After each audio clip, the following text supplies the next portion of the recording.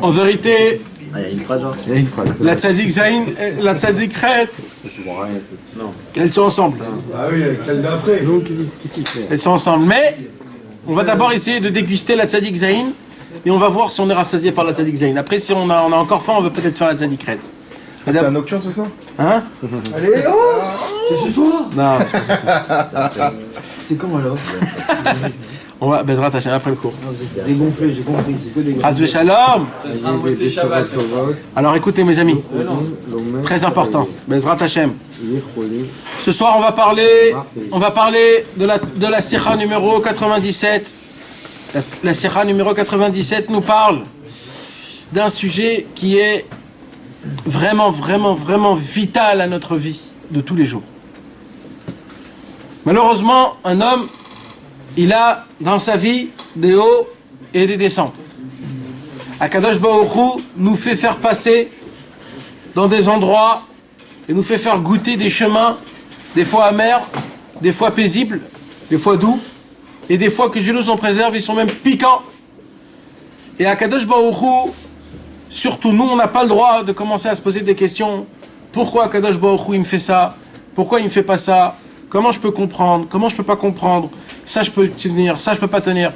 Hachem il peut pas nous faire des choses pareilles. Nous on peut pas dire des mots pareils. On n'a même pas le droit de dire des paroles. On est là pour encaisser. Et pour encaisser avec la tête haute et de dire à l'adversaire, cogne, je suis là, plus tu cognes, plus je m'endurcis. Plus tu cognes, plus je suis un combattant. Parce que mes amis, ce monde-ci c'est un ring. Et si ce monde-ci c'est un ring, on n'est pas là pour boire un verre de coca avec un petit parapluie dessus. Et celui qui n'a pas compris ça, eh ben qu'il aille vite se mettre dans son lit sous ses couettes. Parce que dans ce monde-ci, on s'habille, on rentre dans le monde et on combat un combat. Maintenant, le combat, des fois c'est toi qui le mènes, et des fois c'est le combat qui te mène. Ça dépend. Maintenant, ce qu'il nous demande notre coacheur nous demande que c'est nous qui menons le combat. D'accord? Quand on boxe, alors il faut sauter. C'est qui le coacheur? Le tzaddik. Le coacheur, c'est le tzaddik. Quand un homme, il fait de la boxe, alors il saute sur ses pieds. Pourquoi il saute sur ses pieds? Pour déséquilibrer son adversaire. Parce qu'en fonction de comment tu donnes ta droite ou ta gauche, c'est comme ça que tu donnes le pied droit ou le pied gauche par rapport à ça. Donc pour le déstabiliser, tu sautes. Pour qu'ils ne savent pas d'où elle va sortir. Si ça sort de la droite ou si elle sort de la gauche. Maintenant, ce qui se passe, c'est quoi? C'est que le coacheur, le tzaddik, il nous dit, moi je vais vous donner, quand vous allez être sur le ring, je vais vous donner tous les ustensiles qu'on a besoin pour que tu puisses mener la danse.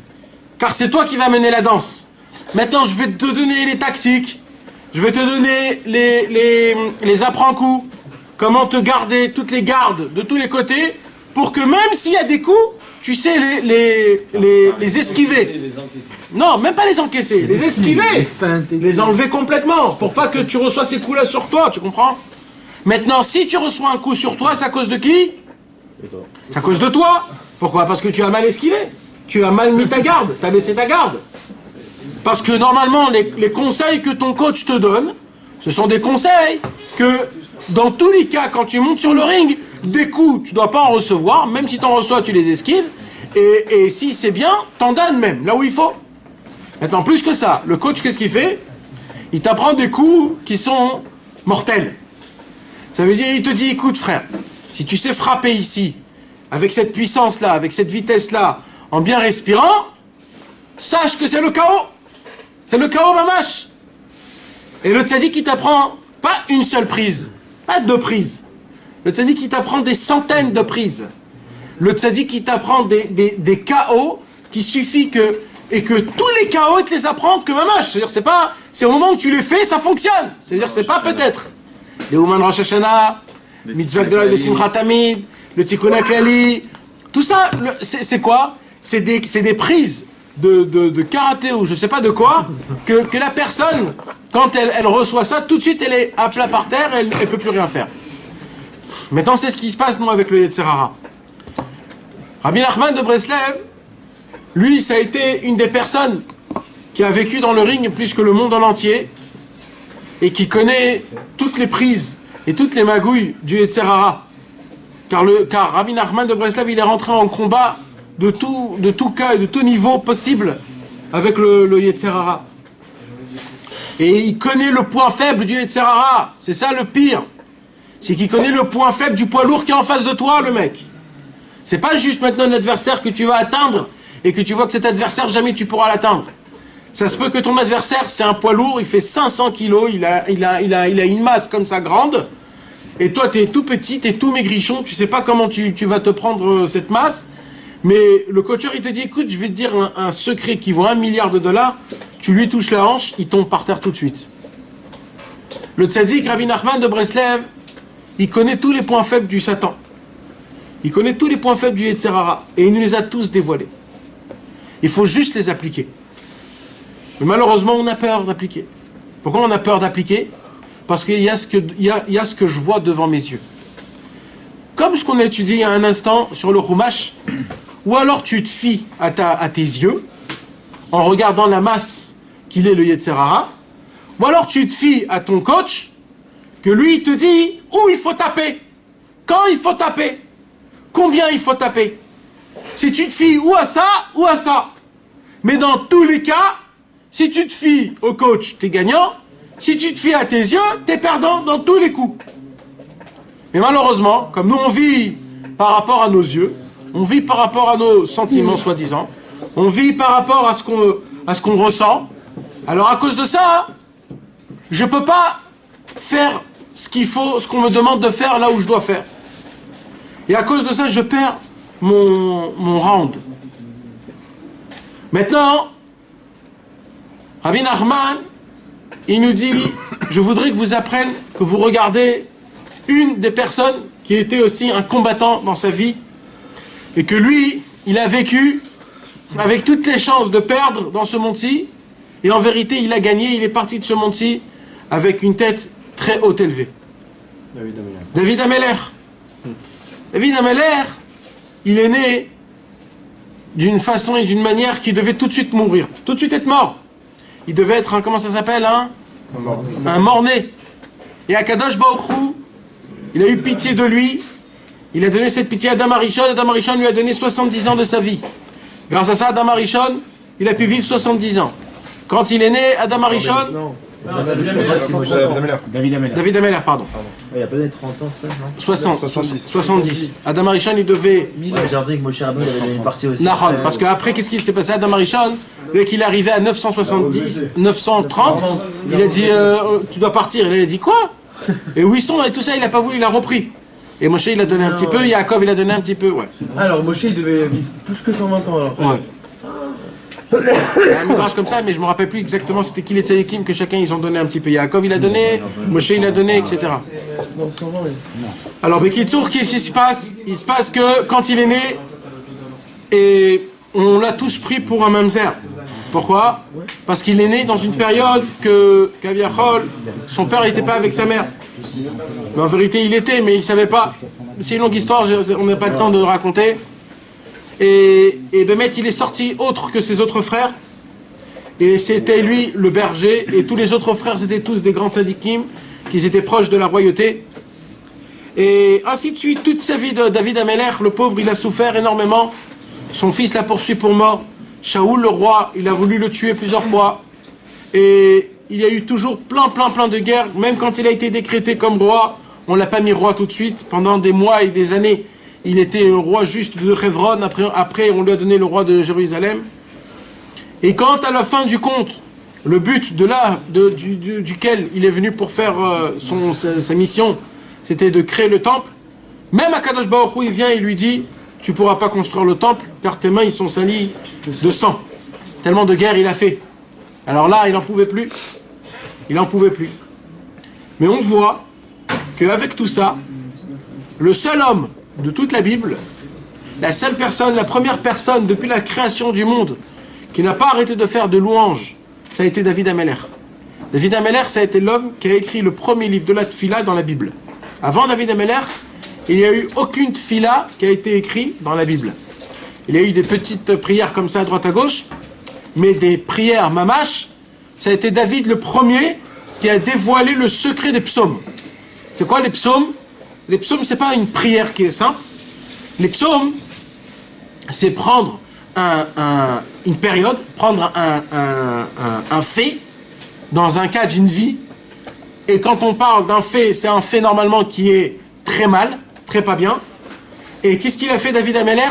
Sur tous ces mauvaises choses qu'il a eues, il a fait de ça une louange à Kadosh Baruch Hu. Ça, c'est une forme d'Hitbodedut alors. C'est pas une forme d'Hitbodedut, c'est quand tu as un problème, tu parles à Hachem.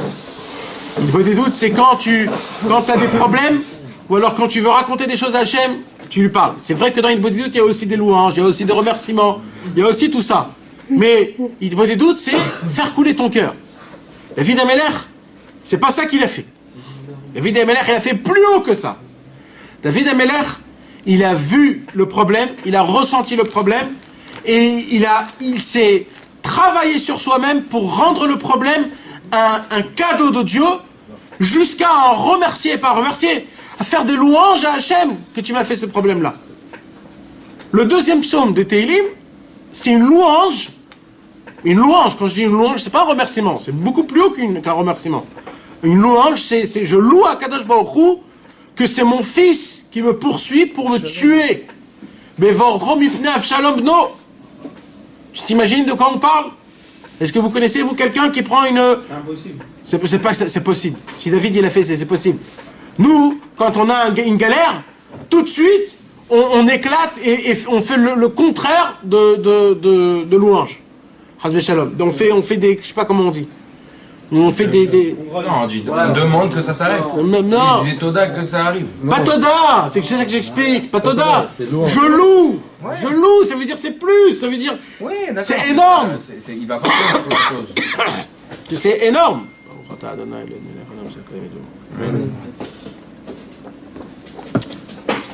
D'accord, mes amis? Alors maintenant, qu'est-ce qu'il nous apprend? C'est comment... Alors, si Chas Veshalom, on dit que c'est que David Ameller qui pouvait faire ça, alors que Dieu nous en préserve, on est dans le chaos total. Parce que Rabbi Nachman de Breslev, il nous apprend que tout ce qui s'est passé dans la Bible, ça se passe pour nous aussi. Tout ça doit nous arriver. Et tout, on doit en sortir comme c'est écrit dans la Bible.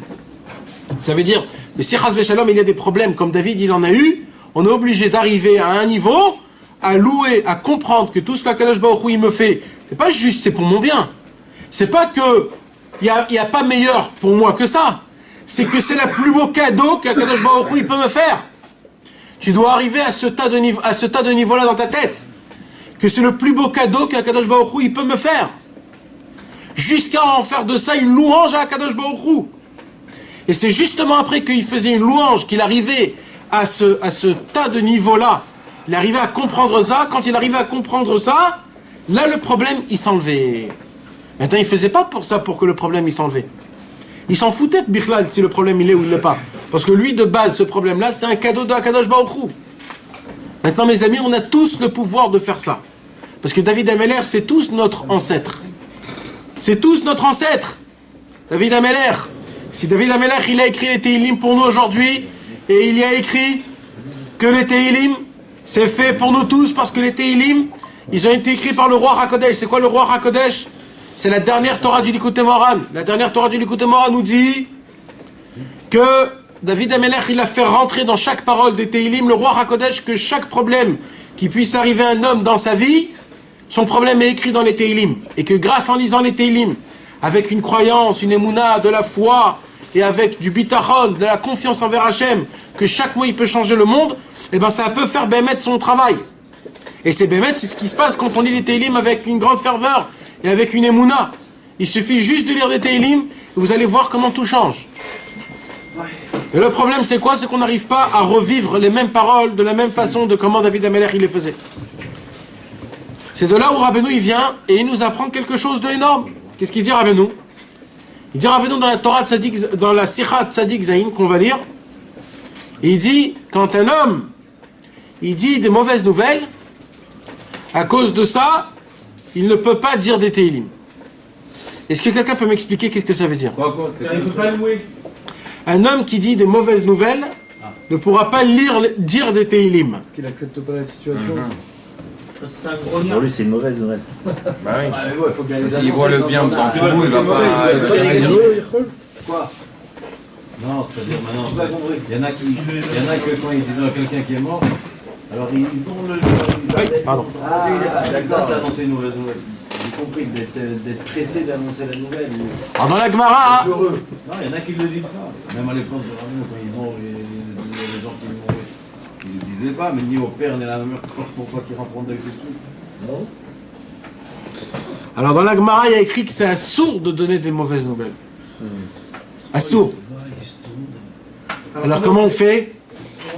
Alors c'est Chas Veshalom.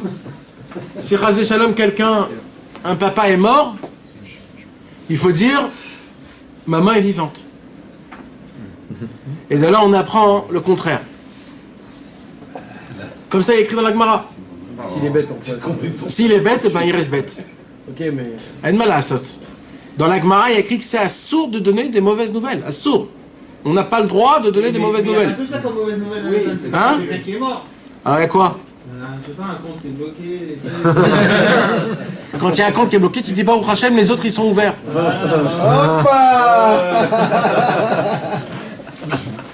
C'est Bémet, il faut trouver toujours l'autre.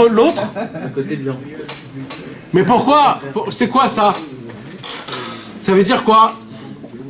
De base, on n'a pas le droit de donner des mauvaises nouvelles. Alors comment on fait pour donner des mauvaises nouvelles quand on est obligé de dire des mauvaises nouvelles?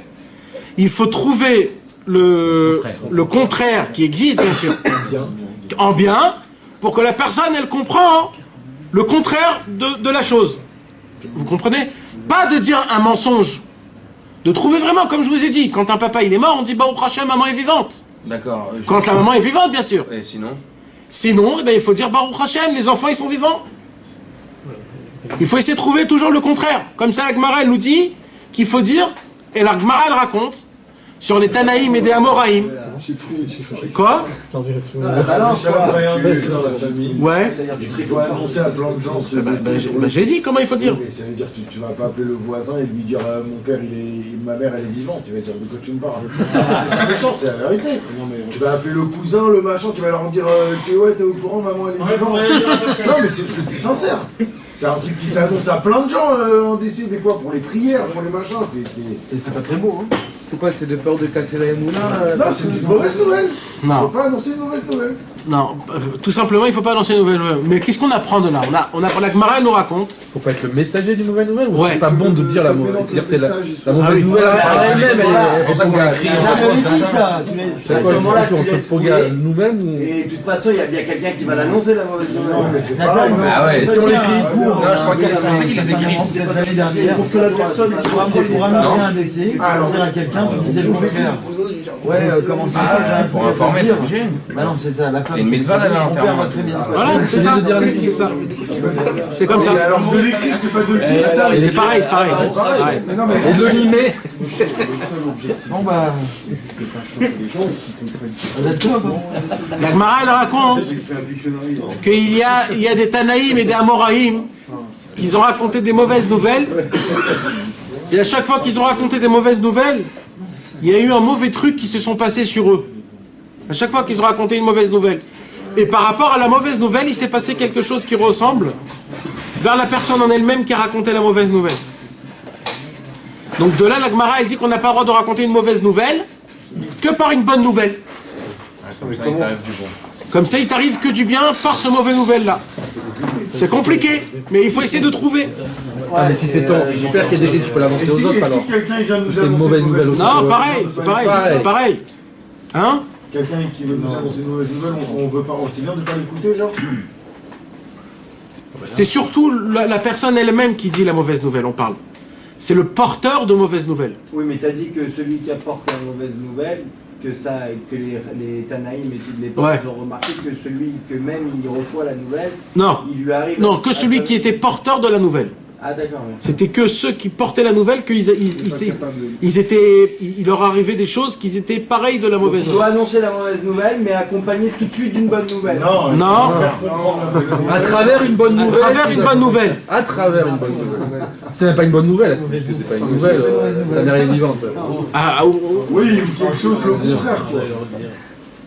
C'est même pas. ou alors quand quelqu'un il est décédé, de dire Baruch Hashem, mon père, il est dans le monde de la vérité, il ne souffre plus et il est proche de Dieu. Voilà, ça dire. Un truc comme ça. J'ai pas À quelle heure il se rapproche de Dieu encore plus? Son copain. De dire voilà mon père, il est proche de Dieu plus que jamais. Et il a découvert la vérité. C'est la même chose. Un truc comme ça. Mais c'est la même chose. C'est une bonne nouvelle. Pas une mauvaise nouvelle. Oui, mais ça veut dire. Donc ça, Je veux dire, il est décédé, c'est pareil. non, je veux dire il est décédé, c'est décédé. La façon de comment aujourd'hui on dit décédé, c'est une mauvaise nouvelle. C'est pas, c'est des sous-entendus. Il y aura des gens qui vont prendre ça très pas bien. Quand tu vas le faire montrer d'une façon qui est meilleure, Tu le présentes pour les autres d'une bonne manière. c'est tout, c'est ça en fait. La nouvelle, c'est comment on a présenté en fait. Tu dis super, On s'en fout de l'acte en lui-même, c'est comment tu regardes les choses. bonne nouvelle. Dire quelqu'un est mort, c'est une bonne nouvelle. Hein? Pas ça, Non. Pourquoi? Pas avec la bouche, la parole c'est important. Parce que tu parles par la parole, c'est pas Bah, si on prend l'exemple de dire. Le message. C'est contourné. Mets-toi un peu loin. Non, le message, il sort de comment toi-même tu le... Si tu vas le dire d'une façon, mon père il est mort, mais t'as envie de dire, mais tu dis bon, il est monté dans le ciel, etc. Alors ben mettre le message, il va passer de comment il sort de ton cœur. Mais qu'est-ce qu'on apprend de tout ça? Qu'est-ce qu'on apprend? Où il est le Inyan? toujours positivé. Parce que l'Agmara, il nous apprend qu'en vérité, on est obligé dans tous les cas de s'attacher à la lumière et pas à l'eau sombre. C'est ça l'essentiel message. C'est que même dans le pire des pires, quand tu dois l'annoncer que c'est quelque chose de très normal, même de la façon de comment tu annonces les choses, ils sont obligés d'être d'une façon, d'une manière positive. Que tu le veuilles ou pas, on te laisse même pas le choix d'être négatif. Parce que le négatif, des fois, c'est lui qui va endommager 1000 fois plus grave que ce que c'est Bichlal.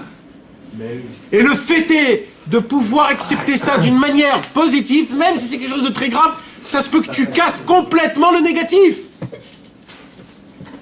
Vous comprenez ce que je suis en train de vous dire? Faut pas aller voir les docteurs, alors. Hein? C'est qu'il faut pas aller voir les docteurs. Mais Vadaï, les docteurs, ce sont des prononceurs de mauvaises nouvelles.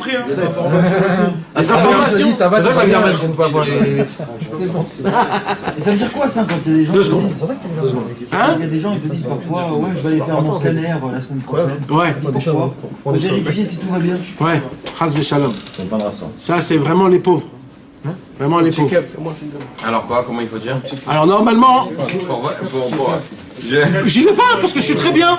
Oui, non, d'accord. Mais non, parce que là il parle de quelqu'un qui est en bonne santé. Il veut juste voir si tout va bien. Mais non.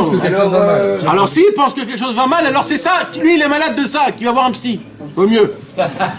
Parce qu'il est pas malade. Alors après il va te dire oui mais et au moins je le sais si j'ai quelque chose, je peux faire quelque chose tout de suite. Ah oui quoi? Ah, il va prendre des médicaments. Ah, pour mourir plus vite.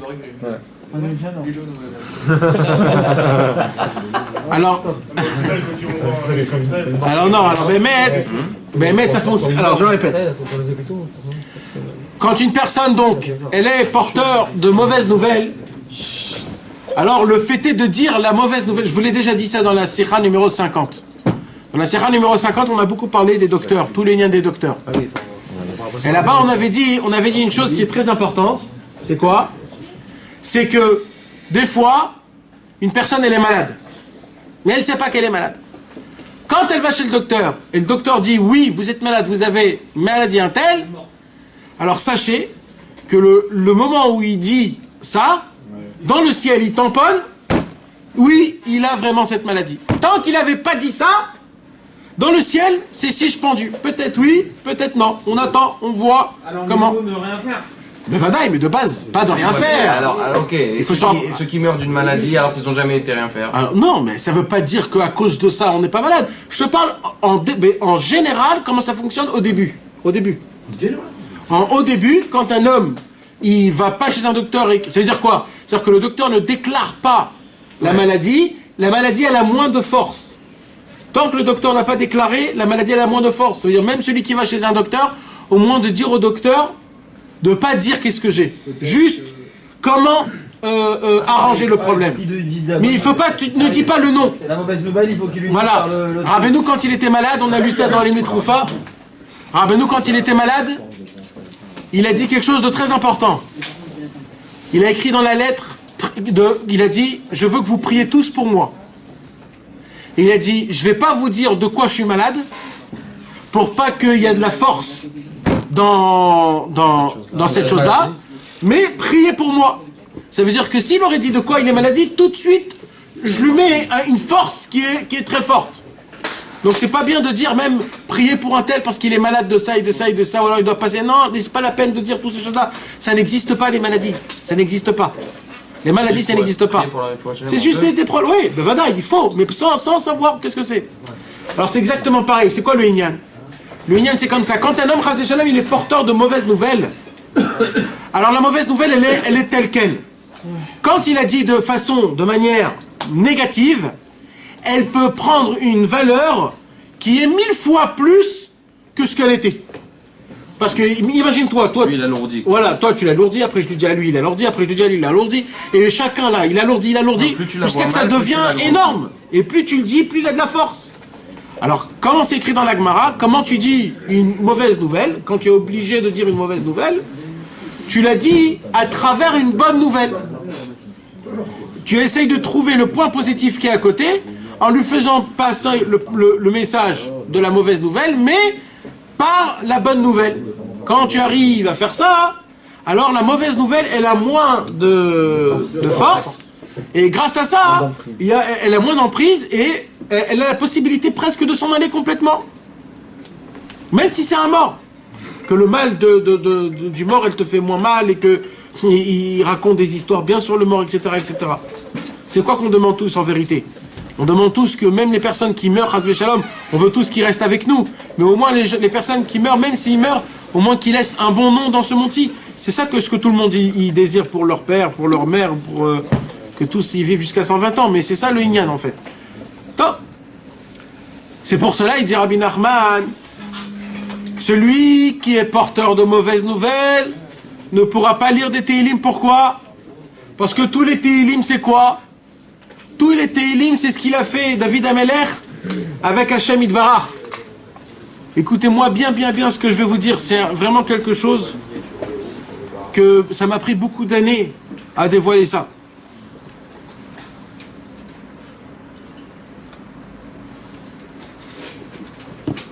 Mais je vous dis d'avance, c'est pas quelque chose qui nous appartient.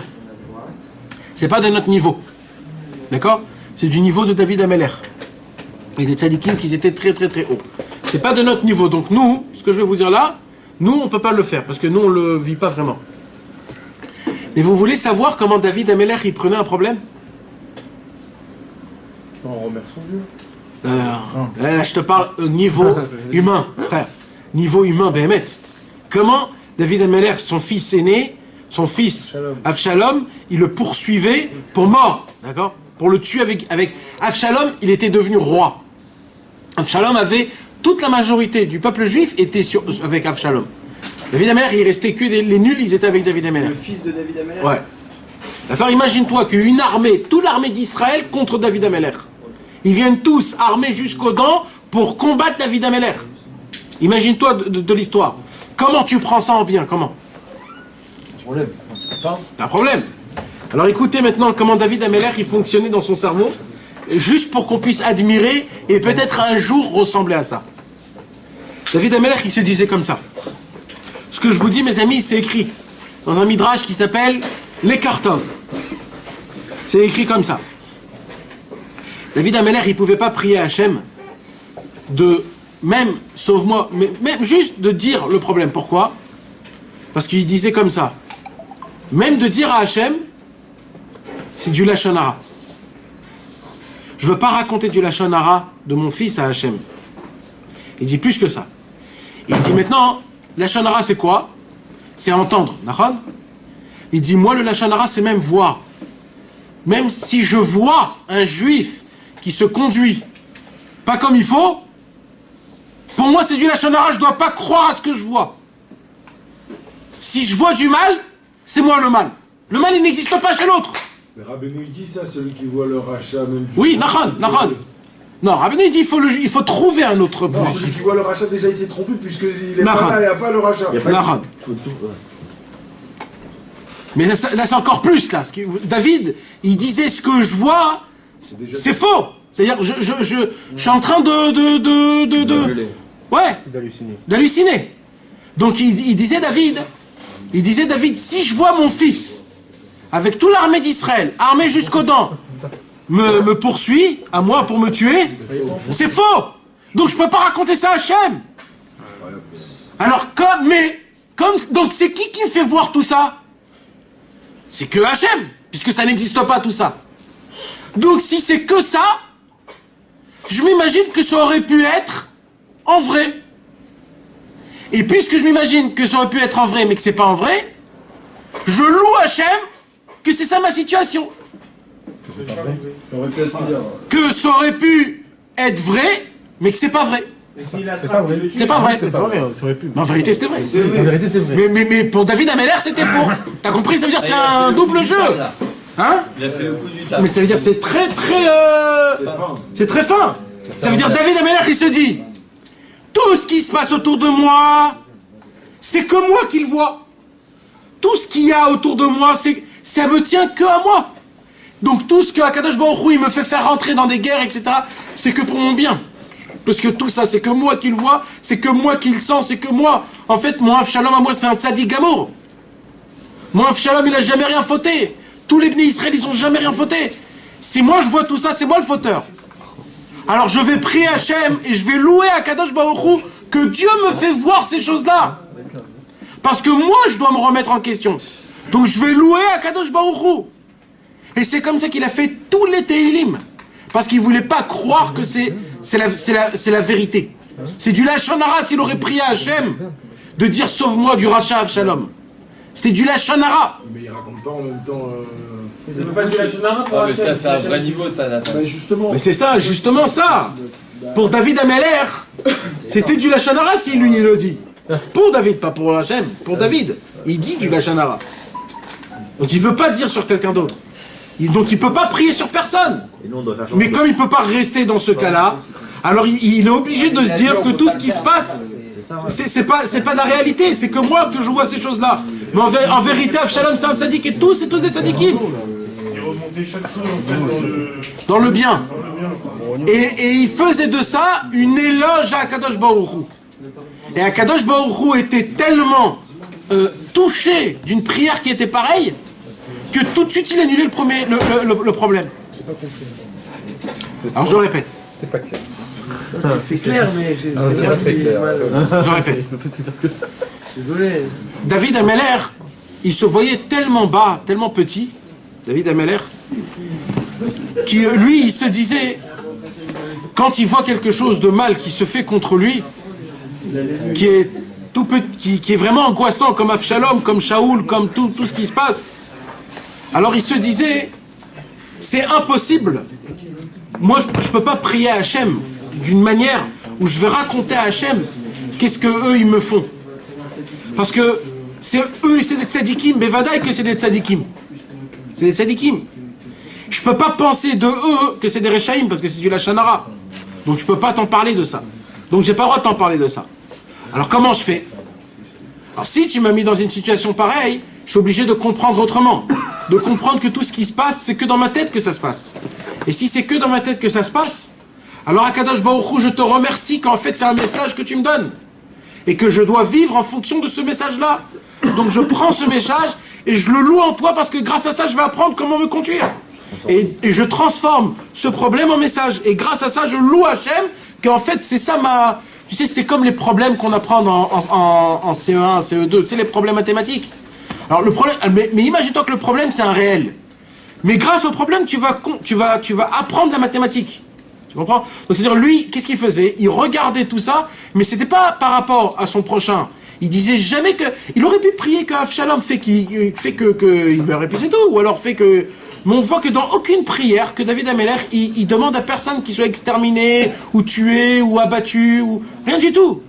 Dans tous les cas, il remercie Avshalom, il remercie Shaoul, il remercie Achitophel, et les enfants de Korach, etc. Ils remercient tous. Mais c'est une déconnexion de la matérialité, mais hors norme.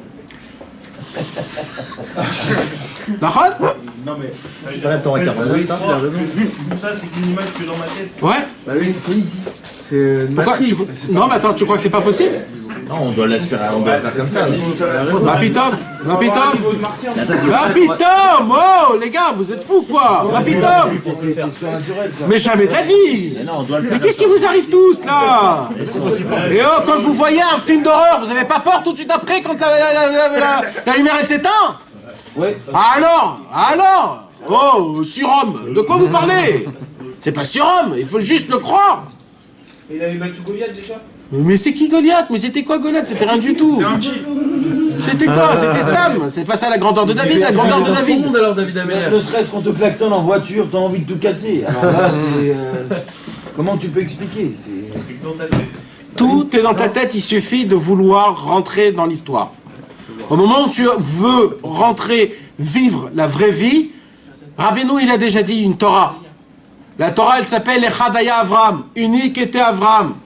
Quand Rabbeinu il te dit unique était Avraham, il nous apprend qu'on doit tous vivre comme Avraham Avinu, c'est-à-dire quoi? C'est-à-dire que le monde n'existe pas. Jordan, le monde n'existe pas. Le monde n'existe pas, ce sont que des apparences. Ce sont que des apparences. Non, c'est toi qui crées ce qui est à côté. C'est toi qui crées. Tout le monde, c'est toi qui le crée. Le monde, il est dans ta... Un jour, j'ai entendu ça d'un rav qui a dit, il a dit qu'aujourd'hui, Akadosh Baruch Hu nous a créé les films. Vous savez pourquoi Akadosh Baruch Hu nous a créé les films? Pour qu'on voit des films et qu'on rentre dedans le film et qu'on voit que tout est réellement en vérité, c'est un film. Parce que ce monde-ci, c'est un film. Mamash. Il peut se passer des milliards de choses, mais en fait, c'est rien, tout est mis en scène. On est acteur. Il n'y a rien qui se passe autour de toi. C'est toi le maître. C'est toi le maître de ton film à toi, ton propre film. Même moi, je n'existe pas. Moi, j'existe. Les personnes qui veulent te rapprocher du tzaddik, ils existent. Le but, il existe. Mais les autres, ça n'existe pas. Toutes les personnes qui veulent t'attirer à ce monde-ci, ça n'existe pas. Toutes les personnes qui t'encouragent à faire des mauvaises choses, à chercher le mensonge, etc., tout ça, ça n'existe pas. Toutes les ta'avot, ça n'existe pas. Toutes les belles femmes, beaucoup d'argent, les honneurs, les voitures, les maisons, ça n'existe pas, c'est rien. C'est rien. C'est ton imagination qui crée la chose. Rien n'existe dans ce monde-ci, il n'y a rien qui existe à part la spiritualité, à Kadosh Baruch Hu. Tu sais, c'est quand que tu vis vraiment, Jordan? Je veux dire, c'est quand réellement que tu vis, réellement. Le vrai moment où tu vis, c'est quand tu vas prier à Hachem à l'Ikbod et doute. Ces moments-là même que tu parles, 5, 10 minutes, un quart d'heure, 20 minutes, c'est là où tu vis. Quand tu vas monter après 120 ans, on va pas dire t'es mort à 120 ans. On va dire tu es mort à l'âge de 3 ans. Pourquoi? Parce que si on récapitule tous les 20 minutes que tu as parlé dans toute ta vie, ça sort exactement 3 ans. Donc tu as vécu 3 ans, frère, dans ta vie. Et ainsi de suite. Quand un homme, il va aller à Ouman, quand un homme, il va étudier, il va venir dans les cours du mardi soir, ou alors du mercredi, ou du lundi, ou du dimanche. À chaque fois qu'il vient, ça, c'est ça son Indian qui vit. Chaque fois il a voulu faire une ta'ava, et il s'est dit, pendant ce moment-là, je vais pas faire la ta'ava, pendant 3 minutes d'après, je vais pas... Ces 3 minutes-là, il vit ces 3 minutes-là. Et ainsi de suite, un homme, il vit qu'en fonction du service divin qui sert à Kadosh Baruch Hu. Les autres moments où il ne sert pas à Hachem, ces moments-là, il ne vit pas. Il ne vit pas. Ça s'appelle pas une vie qui est vivable. Non mais tu peux connecter tous les moments. Tu peux manger, dormir. Bien sûr, bien sûr. Je vais dormir, dans le but de me réveiller, machin. Bien sûr. Qu'est-ce que va Avraham Zaken Ba Bayamim. Il dit Rabbi Nachman, pourquoi Rabbeinu il a dit Rabbi Nachman il dit pourquoi dans la Torah il y a écrit Avraham Zaken Ba Bayamim. C'est-à-dire quoi? Et Avraham était vieux, il a marché dans ses jours. Alors Rabbeinu pose la question, pourquoi il a dit il a marché dans ses jours? Il a vécu pleinement. Et normalement il a vécu ses jours, pourquoi il a marché dans ses jours? Ba Bayamim, il est venu vers ses jours. C'est ses jours qui sont venus vers lui. Nahon, c'est le jour d'un homme qui vient vers lui, c'est pas lui qui va vers ses jours. Alors il dit Rabbi Nachman, non, parce que lui, il a rendu chaque jour. C'est lui qui allait vers ses journées, c'est lui qui agrandissait ses journées.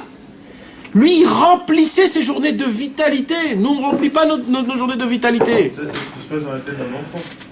Pas obligatoirement, mais c'est sûr qu'un enfant... De cet état-là, parce qu'il agit juste au jour le jour. Non, moi je te parle pas de ça. Moi je parle d'agrandir tes journées. D'agrandir tes journées, c'est d'essayer de faire rentrer le maximum de spiritualité dans les moments qui sont complètement morts, que tu fais pas attention. Quand tu allumes une cigarette, quand tu fumes une cigarette, quand tu parles avec tes copains, quand tu marches, il y a énormément de temps mort que tu n'es pas connecté avec toi-même et tu fais même pas attention.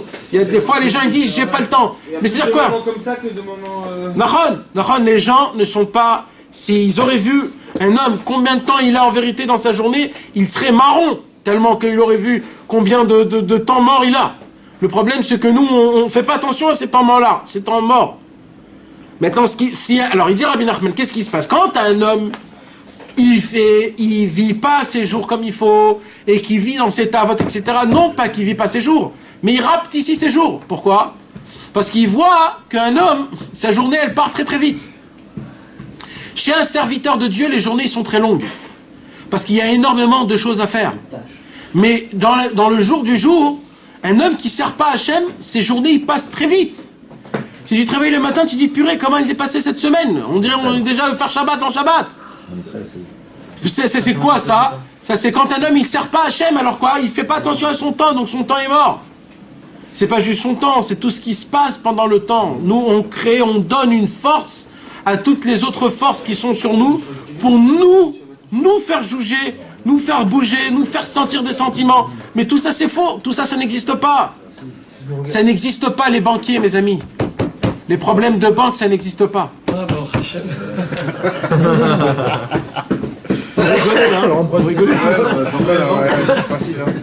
Vous rigolez tous, hein? Ça peut être un sujet à débattre pendant des heures.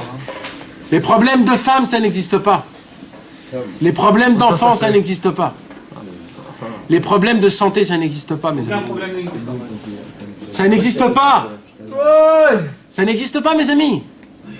C'est où vous croyez, ou vous croyez pas. C'est quand vous voulez. C'est où vous croyez, ou vous croyez pas. C'est toi le patron, c'est toi le mise en scène, c'est toi qui mets en scène ton film. Vous savez, c'est comme dans le, comment ça s'appelle, dans un rêve. Quand tu rêves, c'est toi le patron du rêve, Nahon.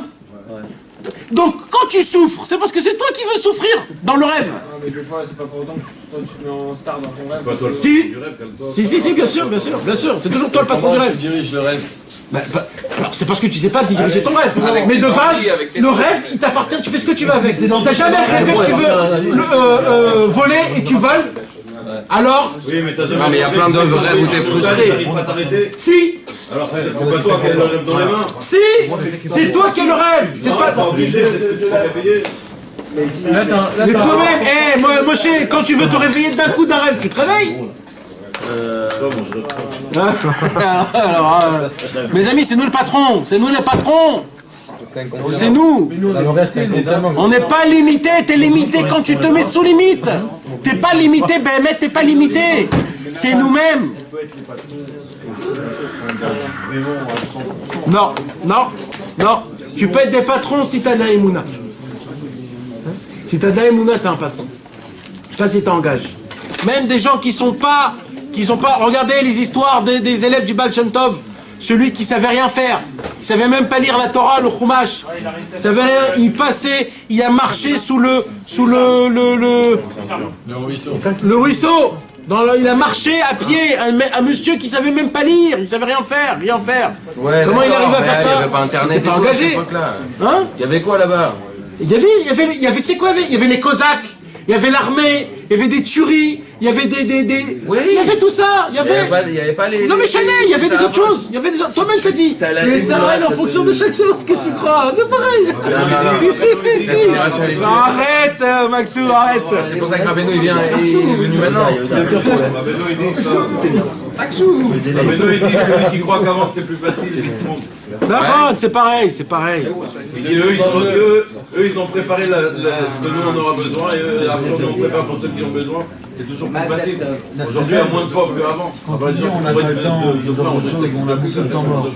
Des fois, quand on a des Tout, on a soucis fait comme ça, on n'est pas bien. Mais la Emouna, c'est le On a envie tzaddik qui vite que la journée elle passe, mais pouvoir aller au lit et dormir en se disant demain j'espère que ça ira mieux, ou demain je serai mieux. Alors pourquoi ça pourrait pas se faire dans cette même journée-là où il faut que dans notre tête on se dit il faut que je dorme pour demain me réveiller en me disant peut-être que ça va aller mieux. Parce que c'est nous-mêmes qu'on pense d'une façon, c'est pas une bonne pensée ça. Quand tu dis demain ça sera meilleur, Rabbeinu il dit ça s'appelle du désespoir. Ouais. C'est très bien. Pourquoi? Parce qu'il faut mettre de la vie dans ta journée. Ça veut dire que ta journée, tu as désespéré sur ta journée. Quand Yetov, c'est pas. Non. Arshav Tov. Arshav Tov. Pas Yetov. Yetov, c'est. Achitov. Arshav Achitov. Yad. Yad. Rechaim shel yad, mechonat yad. Yad. T'as compris? C'est ça le Inyan.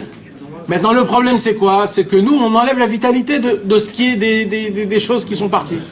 Maintenant mes amis, il y a des possibilités de pouvoir revenir dans le temps et de réparer le temps mort.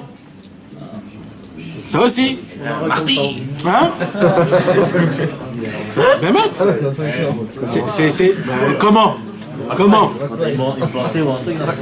Oui, mais Hachem, il a dit. Mais le problème c'est quoi? C'est qu'on dort nos jours. On dort nos jours. Comment on répare? Comment on peut réparer? Alors qu'est-ce qu'on fait? Il dit Rabbeinu, quand tu reviens, ça s'écrit dans la Gemara, quand tu reviens dans les mêmes endroits, les mêmes moments où là où tu étais, et que à cet endroit-là tu as fait des mauvaises choses, et que maintenant tu refais plus ces mauvaises choses, tu répares la chose que tu as fait dans les mêmes endroits, dans les mêmes moments. Toi tu parlais des moments perdus. Oui, Les moments perdus, tu peux pas les regagner. Si. Alors Ça quoi? s'appelle tchouva. Tchouva, ça s'appelle quoi? Revenir zarka. Mais il a rien fait de mal le mec. Non. Juste au lieu de faire un télim, il a attendu le bus comme un abruti comme ça. Ce moment-là. Non, je parle que quand un homme, il était dans un endroit, il a fait un péché. Tu reviens dans cet endroit et tu fais tchouva. Mais c'est pas de ça que tu parlais avant. Si. Tu parlais de... C'est le temps mort. Si tu répares ce que tu as fait dans cet endroit, la mauvaise chose, le trou que tu as fait dans ce temps, tu reviens. C'est la merde, mais le manque de bien que tu as raté. Je parle pas du bien. Je parle, tu remontes dans le temps pour réparer le temps. Réparer ça, d'accord. Pour réparer le temps. Le manque de bien, tu peux pas le rattraper. Le manque de bien aussi, tu peux le rattraper. Le manque de bien, c'est à Ouman Rosh Hashanah. Et même ta journée, tu la remplis bien, au final, ça et tu perds des énormes. Si après toute ta journée, tu te Oui, tu répares. Je ne répare pas le moment perdu. De revenir dans le temps, hein, c'est pas réparer. Revenir dans le temps, c'est de remplir le temps qui a été manqué. Alors Rabbeinu il dit à Ouman Rosh Hashanah, je prends tout ce qui s'est passé en me racontant. Celui qui me raconte pas, je peux pas. Quand tu me racontes ce qui s'est passé, moi je prends de ça et je crée avec ça des choses dans le ciel. C'est une Torah énorme du Likutei Moharan que Rabbeinu dévoile. Dans l'endroit où tu as fait ces fautes-là, dans l'endroit même. Et là-bas, Pas intentionnellement. peut-être oui. Dafka, moi j'aurais dit oui. Il y a les Dafka. Dans tous les endroits où tu as péché. Avec le Yens. Non, c'est pour faire montrer à Hachem Itbarach. Je ne suis plus là où j'étais. Je vais te faire montrer ça. Alors, bataille que. Il a dit qu'il faut aller dans les endroits où il est. Pourquoi pas? Il a essaye d'avoir son retour. Non, non. Dis pas ça, les gens, ils... T'es fou ici.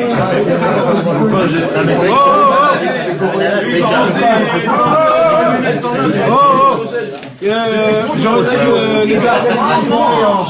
Il y a eu un malentendu là. Il y a eu un malentendu. Il faut pas y aller, il faut pas y aller dans les endroits. Moi je parlais des choses normales, je parlais pas des choses. Pas des aberrations.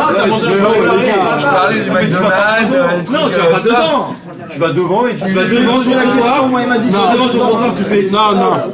C'est vrai? Tu parlais quoi, des boîtes là? Dans des choses comme ça qui sont sales, non. Par contre, si un jour tu te retrouves là-bas, c'est que Hachem il t'a fait un cadeau et là-bas tu t'arrêtes.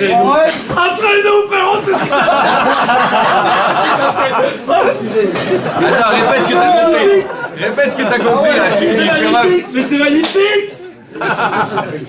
C'est pas possible ça. Mais c'est magnifique, mon frère! Mais non, attends. Tu es en plein bug là. Non, mais parce qu'il a été là-bas. Si tu repasses par là et que tu... Ah, mais oui, pas d'aller là-bas. Tu peux écrire le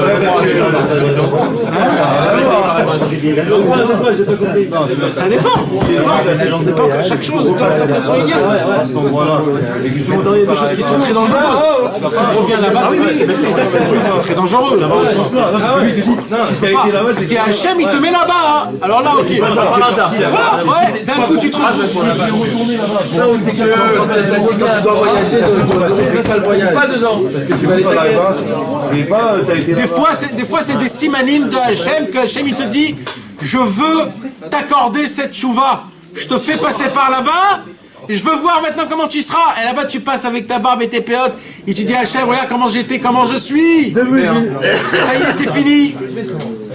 Et ça c'est vraiment quelque chose d'énorme. Quand tu repasses là-bas et que... Continuellement, tu retournes pas. Non. Non, pas possédément. Genre, tu pars pour un autre truc et tu tombes devant. Ouais. Bah oui. Moi, je parlais des choses un peu plus normales, mais bon. Il n'y a pas de danton ici. Maintenant, tout ça, pourquoi je vous parle de tout ça, mes amis? C'est pas notre lien. Je vous parle tout ça de quoi? C'est qu'un homme, il est obligé de comprendre, de savoir dans sa vie, c'est quoi qui est réel et c'est quoi qui est faux. D'accord? Tout le Yetzer Hara, qu'est-ce qu'il va faire pendant toute ta vie? Le Yetzer Hara, il va essayer de t'embrouiller toute ta vie pour essayer de vivre dans une vie qui est illusionniste. L'illusion. Et il va essayer de te mettre dans une vie d'illusion pour que tu ne regardes pas au réel. Mais en vérité, ce que nous, on ne sait pas, c'est que le réel, c'est quoi? C'est ce que la Torah, elle te dit, c'est quoi? C'est-à-dire les sensations, les tentations, tout ce que la Torah elle-même, elle te dit, c'est quoi qui est bien, c'est quoi qui est pas bien, tout ce que tu vas te bagarrer, combattre pour vivre, comment la Torah, elle te demande de vivre, c'est ça ta vie. Tout est irréel. En vérité, tout est irréel. Mais en vérité, tout est irréel. Toutes tes sensations, tout est déjà... Nahon, et je vous ai déjà dit plein de fois, si vous vous rappelez pas, dis-moi ce que tu veux dans ta vie en entière, de la sensation la plus grande, tu verras que c'est faux. Parce que je peux te faire montrer la sensation la plus forte. Quand je te mets à côté d'un truc, t'as plus de sensation. Je vous ai dit, si par exemple je te donne le manger le plus bon, si je te donne le manger le plus beau au monde, et je te mets un pistolet dans ta tête, et je te dis bouffe le truc, t'as plus de goût. Maintenant, comment ça se peut? C'est parce que il y a eu un autre, comment on appelle ça? Il me manque les mots là. Il y a eu une autre sensation qui t'a enlevé cette sensation. Donc on voit que tout en fait, c'est dans le cerveau. Mais attends, il n'y a pas que ça, il y a encore plein d'autres choses. Quand il y a plein, je peux pas parler. Il y a plein de. Même dans la Gdoucha, c'est comme ça.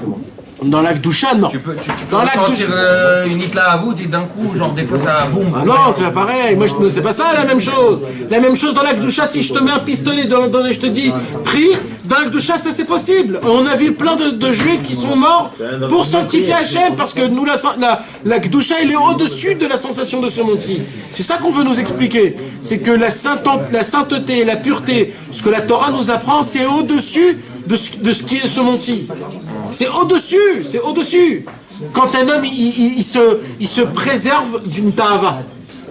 Chas v'shalom, tu es avec ta femme, pas toi, quelqu'un d'autre, et d'un coup sa femme lui dit, elle est nida.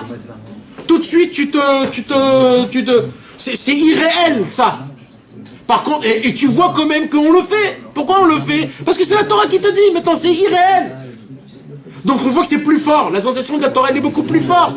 Et presque tu seras même content que Baruch Hashem t'as pas fauté. Il y a eu un élève de... Alors dans la biographie de Rabbeinu, il y a eu un élève comme ça, un qui était devenu très grand. Justement, il est devenu tellement grand qu'il y a un malach qui est venu. Un malach qui est venu pour lui dire il faut aller avec ta femme pendant... Et après il lui a dit non, regarde, il faut qu'il marque alors il est venu chez Rabbeinu. Ah non, c'est pas C'est à l'Akdama du Sefer Hamidot. Dans l'introduction du Sefer Hamidot. Et Rabbeinu il lui dit regarde si toutes les lettres du Aleph Bet ils éclaircissent. Ah oui, si c'est noir, c'est ça. Alors il a vu que les lettres ils éclaircissent pas. Alors Rabbeinu il a dit je vais donner mon Aleph Bet à moi que toutes ces lettres ils éclaircissent. Il a donné le Sefer Hamidot. Et donc il y a des choses comme ça. Donc, et ouais. Mais Kitsour, mes amis, de là on apprend quoi? Tout ça c'est pour nous apprendre que quoi? Qu'en vérité, les bonnes nouvelles et les mauvaises nouvelles, ça n'existe pas en vérité. Tout c'est une manière, une fonction de comment tu regardes les choses. Les mauvaises nouvelles. Les mauvaises nouvelles et les bonnes nouvelles, les deux, dans les deux cas. Une bonne nouvelle, ça peut être quoi? Chas Shalom, quand tu entends des gens qui sont pas religieux, tu peux les entendre dire des bonnes nouvelles. Quand tu es religieux, tu te dis mais de quoi ils parlent ces mecs? C'est une façon de saluer en fait. On s'en fout. Le Inyan, c'est qui te donne la vie. Si tu vois vraiment que c'est la Torah qui te donne la vie, c'est Hachem qui te donne la vie, alors les bonnes nouvelles, ils sont en fonction de ce qui est écrit dans la Torah. Tu comprends? Normalement, on devrait, d'une certaine façon, hein, on devrait chanter et danser quand il y a un mort. Parce qu'il se rapproche de Dieu. Parce qu'il se découvre de ce monde-ci. Parce que maintenant, il remonte à sa ressource. Mais la Torah nous dit de pleurer. Pourquoi? Parce que l'essentiel du travail d'un juif, c'est dans ce monde-ci avec le Yetzirah. Quand on entend la mauvaise nouvelle, que la mauvaise nouvelle qu'on a entendue, elle n'est pas pour rien, c'est qu'on a un lien avec cette mauvaise nouvelle. Il faut se remettre en question sur quelque chose. Il y a aussi ça. Il y a écrit que comment c'est écrit? Chez Echad Mivnei Chabura, Met Kol Chabura Tzra Lidog. Que Behemet, à Kadosh Baruch Hu, on ne voit pas quelque chose de mal. S'il n'a pas fait le compte que à toutes les personnes que ça va se savoir, ils vont avoir du mal de ça, et il faut que chacun, il doit être méritant de ce mal-là qu'il va entendre. Donc ça veut dire Nachon qu'il y a un Inyan. Mais ça c'est pas nos comptes à nous. Viens, on rentre pas dans ça. Nous on doit rentrer de comment tu vis la vie du monde. Comment tu vis? Tu comprends? D'entendre une mauvaise nouvelle, c'est en fonction de quoi? Tout est en fonction de quelque chose. Si tu dis à ton fils, ta petite voiture elle s'est cassée, qu'est-ce qu'il va faire? Il va commencer à pleurer des larmes, il va se rouler par terre. Maintenant, si tu dis je vais t'en acheter une autre. Alors il va être content. Maintenant, pourquoi nous, quand ma voiture elle se casse, je pleure? Comme si il peut pas m'acheter une nouvelle. J'ai pas l'oseille pour en acheter une autre. Mais lui, c'est lui qui te l'a donné, il va t'en donner une autre. Tout ça en fonction de comment moi je perçois les choses. Le problème, c'est que mon cerveau, je vis pas. Je vis dans un film. Je vis dans un film. C'est des limites, mais qui sont toutes petites. Donc on se met des limites. Mais même, c'est même pas un mot. Des murs. Des murailles. On a des murailles de Chine. C'est ça. Tu crées toi-même les problèmes. Si tu penses dans le bien, il y a aussi des limites, non? Oui, on se défend. Mais ça, c'est des vraies limites. C'est pas des fausses. C'est des limites que la Torah, elle te donne. Tu comprends? Et ça, c'est des vrais. Là, tu peux vraiment... Oui, quand il y a un tzaddik qui meurt, là, il faut pleurer toutes les larmes de ton corps. Parce que tu sais que c'est vraiment une perte. Parce que maintenant, comment je vais voir le tzaddik? Comment je vais apprendre de lui? Comment il nous a laissé? Là, tu pleures. Hein? Chez son élève. Ou alors chez son élève, il y a fait mode. Mais Nachon, t'as raison. Non, mais c'est une perte. Mais quand même, c'est une perte. Mais c'est une perte, ouais, je peux pas... C'est une perte. Mais maintenant, c'est quoi tout le Inyan? Le Inyan, c'est quand, par exemple... Quand tu as mis les tefilines le matin, frère, normalement, toute ta journée, elle doit être éclatante. Ben, mec, elle doit être éclatante toute ta journée. T'imagines, tu as mis tes tefilines ce matin, tu crois que c'est aussi simple? Quand t'as fait Shabbat, quand t'as dit Chakon Abid Varo, tu crois que c'est aussi simple? Ouais, mais c'est l'habitude qui te pourrit. Oui, mais on peut dire... Alors, il faut sortir de ça. On ne faut pas dire ça, on ne doit pas dire ça. On ne doit pas regarder ça. On doit toujours... Non, mais on doit pas regarder, mais c'est... Oui, mais... Shabbat, c'est toutes les semaines, les filles, c'est tous les jours. On s'en fout. Il faut trouver une source. Je te promets pour alimenter cette joie. que chaque midi, quand tu manges, tu fais un kiff de manger. Bah ouais. Alors voilà. Bah oui, non, mais c'est très bien. Alors voilà. Donc ça aussi, c'est une habitude que tu t'es pas habitué. Il faut se renouveler. Non, bah ouais, mais ça m'étonne grave. Alors voilà. Quand tu t'habilles avec des beaux habits, à chaque fois, tu fais un kiff. Quand tu te regardes à la glace, tu te fais un kiff à chaque fois que tu dis je regarde comment je suis beau gars, comment je suis beau. Alors, nous aussi on est tous pareils, donc c'est faux, donc l'habitude c'est toi qui te la joues. C'est ça l'union, on doit se renforcer dans la vraie vie. C'est quoi la vraie vie? Il n'y a rien qui n'existe de mal dans ce monde-ci.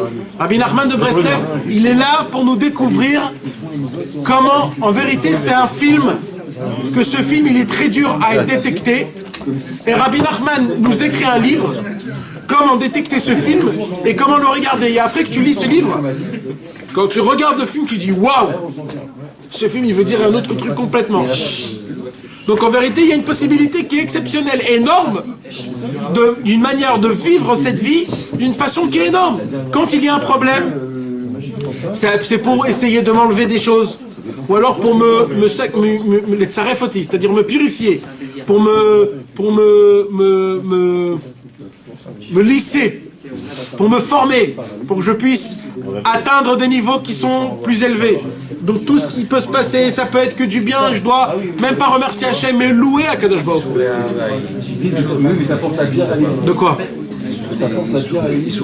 Qui? Isurim Be'ahava. Ouais.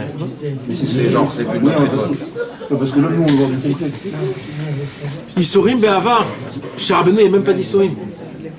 Quand tu vis Rabbeinu, il n'y a pas d'Isurim. Isurim Be'ahava, c'est des souffrances d'amour. Mais des souffrances d'amour, on n'est plus de ce niveau. On n'est plus de ce niveau. Qui peut souffrir par amour? Rabbeinu, il saute l'étape souffrance et il te met directement dans l'amour.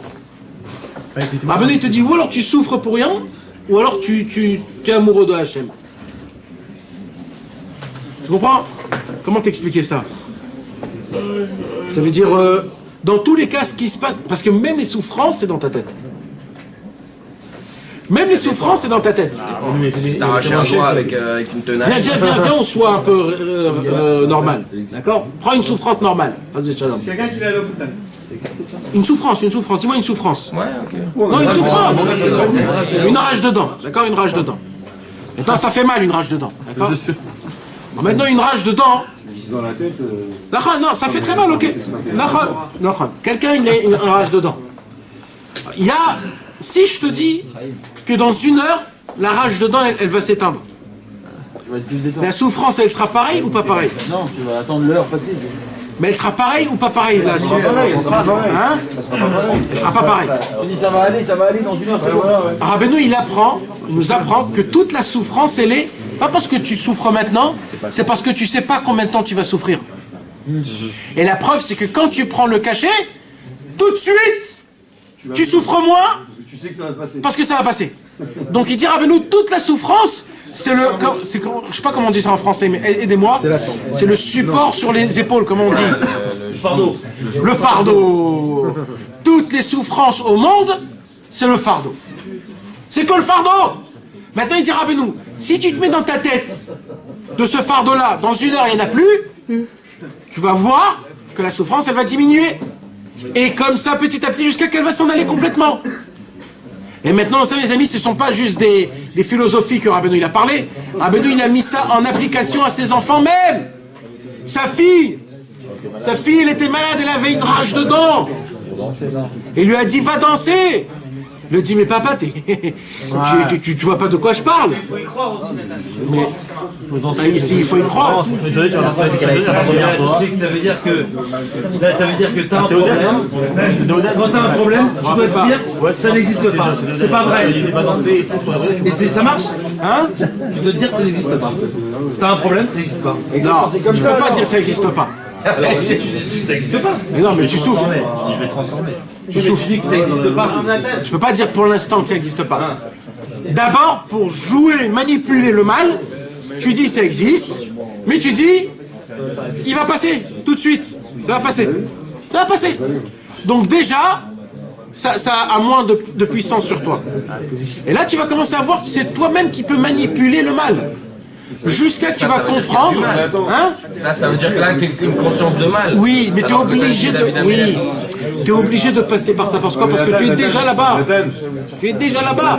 Donc tu es obligé de passer par là-bas. Une rage de dents, ça passe. Mais un truc qui peut une appendicite, par exemple. Une appendicite. L'appendicite, ça passe pas la douleur sur le bouche. Ça passe. Tu meurs après. Ça passe. Non, tu meurs pas. Appendicite, tu meurs pas. Non, mes amis, écoutez-moi bien. Ça explose. Ouais, et ben ça c'est ce qu'il te raconte. Et ben moi j'ai eu 3 appendicites. 3. D'accord, 3. Je pouvais plus bouger. Non, ça veut dire 3 fois j'allais mourir. D'accord? Et 3 fois le docteur il m'a dit si tu vas pas tout de suite tu vas mourir. Et ben voilà, je suis là encore. Mais non. Oui. Et il n'y a pas que moi, il y en a plein. C'est des bêtises tout ça. Ouais, mais ça c'est ce qu'on vous raconte. Le problème c'est vous croyez à le docteur, alors le docteur c'est vous qui vous donnez de la force au docteur. Mais moi aussi, mais moi j'étais au lit 6 jours. Je pouvais plus bouger. 6 jours, je pouvais plus me baisser, je pouvais plus rien faire. Oui, jusqu'à que c'est passé. Jusqu'à que c'est passé, ça passe, tout passe. Oui. Mais comment il faisait à l'époque? Tu peux m'expliquer? Comment il faisait? Il y a 200 ans. Ah, il mourait. Avec une rage de dents, il dit comment il passe il mourait avec la dentiste avant. Mais pas à cause de ça. À cause d'autre chose. Ils n'arrêtent pas l'appendicite, mais il leur faisait des saignées. C'est ça? Mais là maintenant, Rabbi Nachman il est mort. Non, je te jure que non. Non, tuberculose. Il faut pas supporter son corps. Il est mort à cause de ce qu'il a dévoilé. Nathan, pas d'une tuberculose. C'est tellement grand que. Nathan, tu dis bien que tu ne peux pas aller voir le docteur, non? Le Rabbi Nachman dit qu'il ne faut pas aller voir le docteur. Mais Rabbi Nachman il allait voir le docteur aussi. Ouais, Rabbi Nachman il est allé voir le docteur. Il allait et en même temps il a dit allez voir le meilleur des médecins. Non, il ne faut pas déformer. Meilleur des médecins, c'est Rabbi. Non, c'est pas Rabbi dit si vous allez voir un docteur, alors prenez le premier, le plus haut. De base, il a dit il faut pas. Oui, mais pourquoi il a rajouté le premier des médecins, c'est Hachem. Dis. Hein? Pourquoi il a dit ça alors?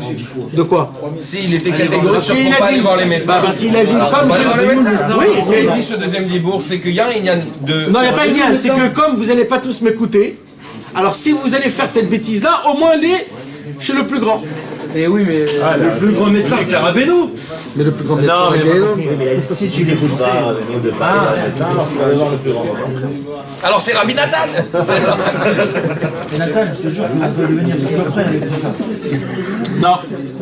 Aujourd'hui, on est schizophrène. Aujourd'hui, on est nous des schizophrènes. Aujourd'hui, on est des schizophrènes. Ah, mais je te jure. On peut devenir des gens normaux. Quand on vit la vraie vie, on devient des vies normales. Des fois, on me prend pour un fou. C'est le bon chemin, ça. Ça, c'est le bon chemin.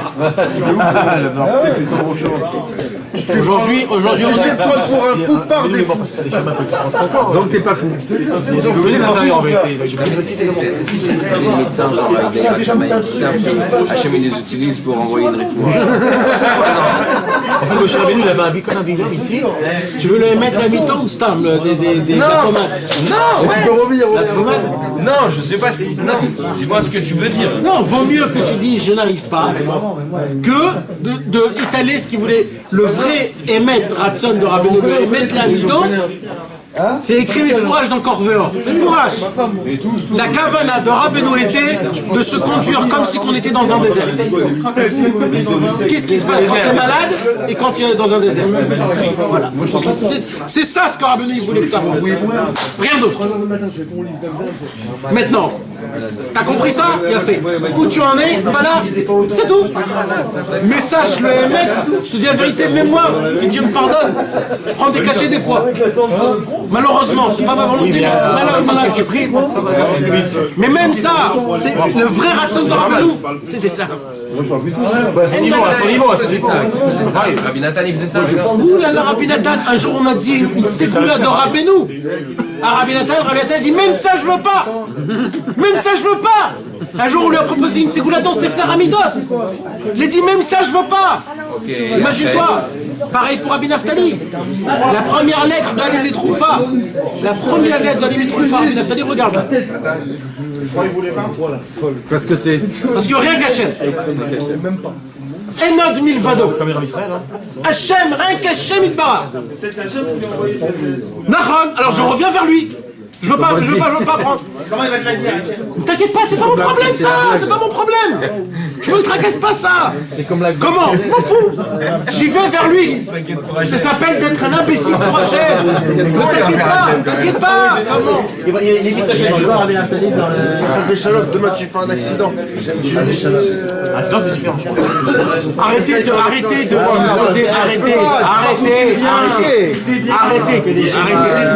Ne me posez pas des questions comme ça. Chacun il fait comme il peut faire. Chacun il fait comme il peut faire. Qu'est-ce qu'il a dit Rabbi Naftali dans les. Dans la première lettre, quand Rabbi Naftali, il avait une maladie aux yeux. Jusqu'à qu'il allait perdre les yeux. Et Rabbi Nathan, il a entendu que Rabbi Naftali est allé chez le docteur après qu'il n'a pas été très longtemps chez le docteur, parce jusqu'à qu'il n'en pouvait plus et qu'il avait du sang qui coulait de ses yeux. Et c'est très grave quand il y a du sang qui coule des yeux. Ça veut dire que c'est du cerveau que ça coule. Alors il n'en pouvait plus, il est allé chez le docteur. Et quand il a appris ça, Rabbi Nathan, que Rabbi Naftali est allé chez il lui a écrit une lettre. Il lui a dit, comment toi, Rabbi Naftali, t'étais allé chez le docteur? Comment j'aurais pu croire que Rabbi Naftali était allé chez le docteur? Il a dit, bah tu sais quoi? Ben je vais te donner un mircham. Comment on dit un mircham? Je vais donner une ordonnance. Il écrit, Aleph, Bet, Gimel. Aleph, l'orofim, Bet, l'orofim, Gimel, l'orofim. C'est ça mon ordonnance. Comme ça il dit, va voir là-bas. À la limite, mais il a dit à Rabbeinu, il travaille pour Satan, les Rofim. Alors quoi, ça c'est la Gemara qui... Attends. Il faut que tu aies un vrai.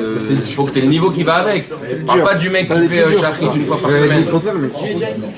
Si t'as juste la alors, moi, je vais dire quelque chose qui est personnel à moi. Une réponse qui m'appartient à moi. D'accord? Je n'ai pas vu ça et je ne sais pas. Peut-être oui, je sais pas. Moi, ce que je pense, si tu me poses la question à moi je pense comme ça. Aujourd'hui, on est dans un niveau, aujourd'hui actuellement en l'an 2017, dans un niveau que ce que tu peux prendre. T'as pas mis Chas V'Shalom fini? Eh ben fais Chatzot. Même si normalement ça va pas du tout ensemble. Donc tu n'arrives pas à faire plein de choses, mais si tu as le niveau de pas aller chez le docteur, fais ce que tu peux faire. Maintenant je te promets, Maxime. Moi je vais prendre Khatson. Maintenant je te promets que quand tu es malade et quand tu sais dans ta tête, parce qu'il y a plusieurs niveaux, d'accord? Il y a le niveau que quand tu es malade tu dis bon, je vais attendre. Ah, attends, j'ai une autre question. Prendre les médicaments tout seul, c'est bon ou pas? Non, c'est pareil. Non, mais au moins tu fais pas confiance au docteur. Doliprane, je le connais, il me fait du bien. Tu prends pas un Doliprane, t'as une petite mal de tête, ça passe. Un thé, ouais. Même si tu dis tu pries Hachem. Le thé, tu prends un thé. Il n'y a pas, le corps humain il contrôle tout, la tête elle contrôle tout. Ah ouais, tu disais quoi? Non mais attends, il n'y a pas un sac de anti-douleur. Tu veux prendre de la morphine. Le mec, tu lui coupes un bras, il hurle de mal. Tu mets de la morphine, ça guérit pas. Non, ça guérit pas, mais c'est physique. C'est physique. La partie qui fait mal. Bah d'accord, mais tu vas pas le faire. Mais le mal il reste, t'endors ton cerveau. Je suis d'accord. Le mal il reste en fait. Ça veut dire qu'il y a des trucs. C'est comme si l'endorme. Ça veut dire qu'on est des grands malades. Non, pourquoi tu pourrais manger une tomate parce que ça te nourrit, tu pourrais pas manger un Doliprane parce que ça te... Non mais c'est trop complexe là, parce que attends... Non, parce que tu parles des Rofim, maintenant le Rambam, il a mis là... On veut dire Rofim vers la faute. C'est magnifique, parce que des réels, c'est pas réel. Ça veut dire qu'il n'y a rien qui est réel. Là en gros, c'est ce qui est réel, c'est pas réel. Donc en fait, c'est la Florentine l'histoire. Rabbeinu il a dit qu'il fallait jeter notre intellect. T'imagines maintenant si tu jeter ressens notre intellect. le midrash. Ça veut dire quoi? Ça veut dire qu'il faut jeter notre cerveau. Notre compréhension, notre logique. C'est vrai que les chamas c'est lié. Il faut adapter ton cerveau au cerveau de la Torah. Il faut que ton intellect soit de l'intellect de la Torah, pas ton intellect à toi. Si maintenant tu refais le midrash que tu as fait à la... à la Eula de Rabbeinu. Tu sais qu'il y a les chamas. Parce qu'il y a les chamas. C'est plus quoi vivre. Non mais là, les chamas, c'est un beau C'est parti. Grâce aux bonnes nouvelles, C'est très grave en vrai. on récite les psaumes avec plus de ferveur. Alors c'est allé dans tous les sens ce soir. Heureusement que c'est une petite titre quoi. Heureusement c'est qu'une phrase quoi. Attends, heureusement que c'est Léo Turc. Bon la phrase au moins comment tu vas décacher Qu'est-ce qu'il chauffe celui-là? Il faut prévenir une semaine à l'avance. C'est nocturne. Fred, 6 joueurs. Fred, Bien sûr. on laisse le bureau ouvert ce soir. Voilà, Il est à jour en Mohamed de Pourim déjà. C'est qu'énérer l'effet de Pourim que tout va. En plus, tout ce que tu dis tout à l'heure, attends, tout ce que tu dis depuis tout à l'heure, c'est extrême en vrai. C'est tu nous dis de vivre pour rien toute l'année. Il n'y a pas de bien, pas de mal en réalité, que tout est bien. Les amis, on vit pas, on vit réel. Voilà, je peux rien vous dire d'autre à part ça. Il n'y a pas assez de mots. Moi, je connais pas assez de mots dans le dictionnaire français pour nous expliquer c'est quoi une vraie vie. On croit tous qu'on vit, hein. Chacun avec les montres, avec des beaux habits, avec le survie qu'on a, chacun son histoire, chacun son comment on dit, son passé, son expérience. Hein, chacun y croit. Hein? Ça fait rep, on dit Oui, ça. on a quand même besoin. Oui, mais là on a quand même besoin. Il n'y a ni femme, ni enfant, ni rien, il n'y a plus rien, et que Non mais Israël a besoin d'une armée. T'as besoin, on a besoin d'une armée. Non mais c'est vrai. Ça c'est la vraie vie, sans armée. Ou on n'a pas besoin. Si, on a besoin. Donc tu te l'armée, il faut les armes. Oui, d'accord, mais ça c'est pas toi l'armée, Nahon. C'est moi, mon fils, c'est moi. Alors c'est ton fils, c'est pas toi. Moi j'y étais. T'as été, mais c'est fini. Le Inyan, ça veut dire de regarder ça maintenant, ce que je suis. Parce que si tu vas commencer à t'éparpiller, alors tu t'en sors plus. Ce que je veux dire, c'est que l'armée elle est comme ça, elle a besoin des chars. Des chars, t'inquiète pas, ça c'est Hachem qui s'occupe de ça. Il s'occupe de ça, t'inquiète pas. C'est comme les gens qui disent. Alors si c'est ça, il n'y a plus personne qui étudie.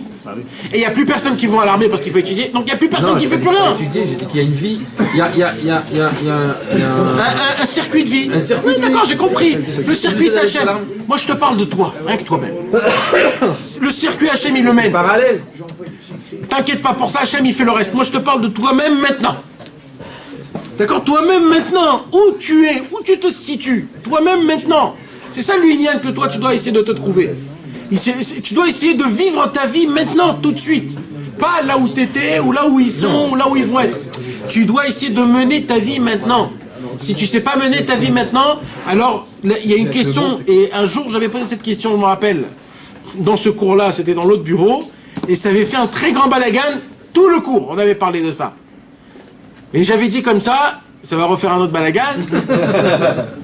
J'avais dit, si la vie, on va voir s'il se rappelle là-bas, si la vie n'est pas vivable,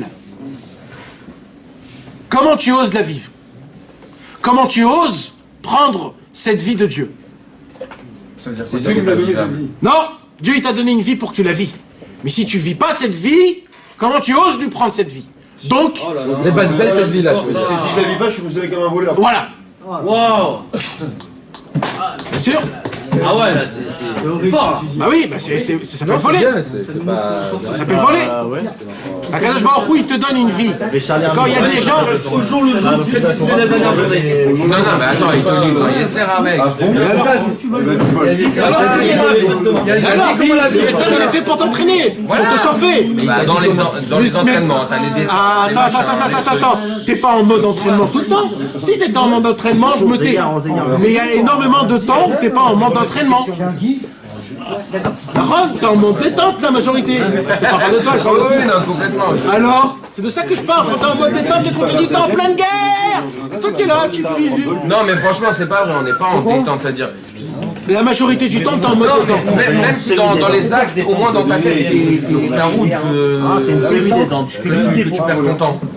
C'est déjà quelque chose, un bon point. Tu vas au man et tout, voilà, mais tu dis, je parle pas de ça, tu sais très bien que je parle pas de ça.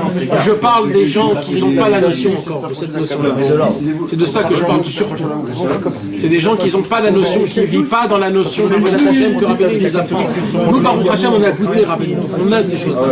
On a Zamra, on a la Simra. Moi, je te parle des gens qui vivent pas le mode de Rabbeinu. Les gens qui vivent pas le mode de Rabbeinu, ils sont en mode détente toute la journée. Tout le temps, comme si qu'ils sont pas en guerre, comme si qu'ils sont pas sous quelque chose. Mais jusqu'à quand ça va être comme ça? Et ça s'appelle de vivre une vie qui n'est pas vivable, donc tu voles cette vie de Dieu. Donc ça vaut pas la peine d'être vécu, puisque tu vis pas.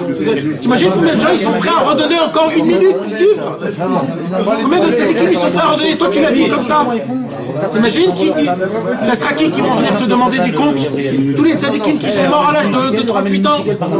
J'aurais dit tu me redonnais encore une minute, j'aurais fait des... Et toi t'es là en train de je sais pas quoi.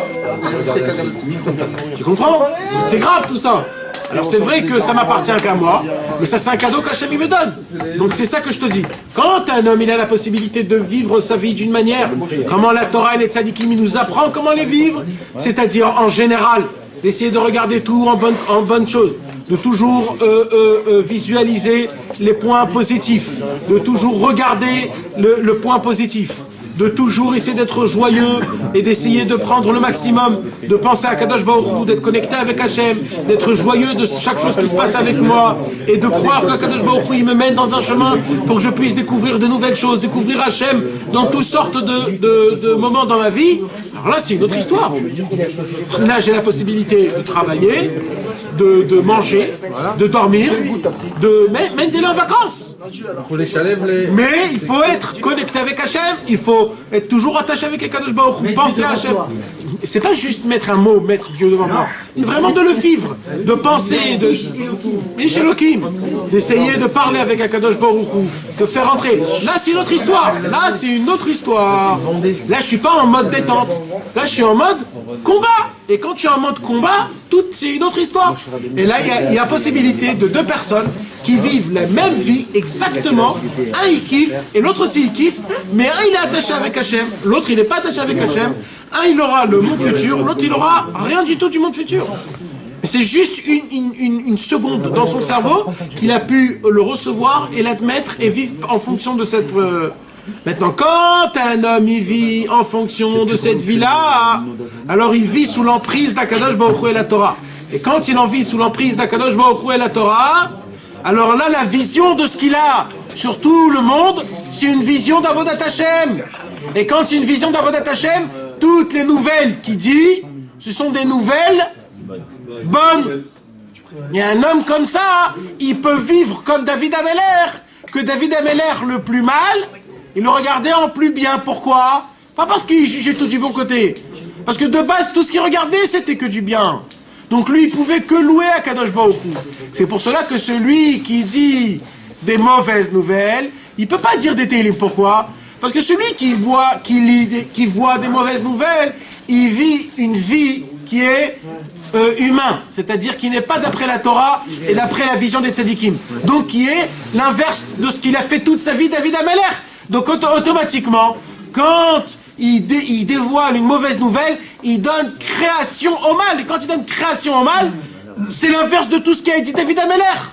Et c'est normal que cet homme-là, quand il va lire les psaumes, il va dire « je comprends rien ». Il faut les comprendre en plus, les télim. Non, je parle même quand il lit en français. Il y a des gens que même quand ils lisent en français, il y a des gens que... Non, je parle pas de comprendre. Je parle, ils sont pas attachés, ça les touche pas. Il y a des... C'est pour ça que On te dit c'est pas ton histoire. chez eux. Hein? C'est pour ça que la faute elle n'existe pas chez eux. C'est-à-dire quoi? C'est-à-dire ils peuvent pas fauter parce que justement ils sont dans ce cadre de vie tout le temps, donc ils se disent déjà que là si tout est irréel, la faute elle n'existe pas.